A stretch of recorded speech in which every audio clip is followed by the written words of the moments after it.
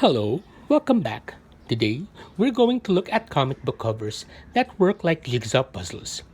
This happens in comic specials or comic series that follow one storyline.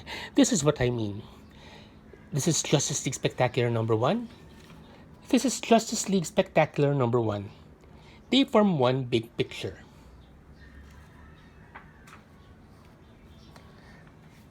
Justice League of America number 1, 2006, with its variant Justice League of America number 1, also from 2006.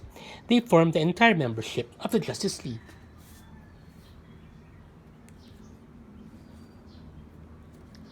Outsiders number 1,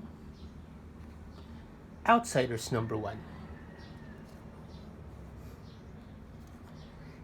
Infinity Incorporated number 45, Teen Titans number 38, One Big Picture. Batman and the Outsiders number 5, Teen Titans number 37.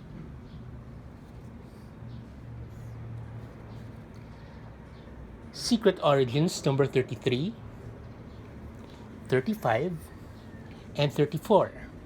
They form one big picture.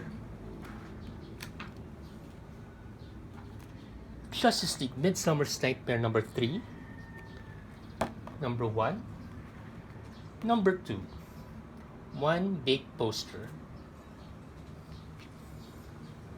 Legionnaires number 4, number 2, number 5, and number 3. That's what I mean. So that's a look at comic covers that work like jigsaw puzzles. This happens in comic specials or comic series that follow one storyline. Thank you all so much for watching.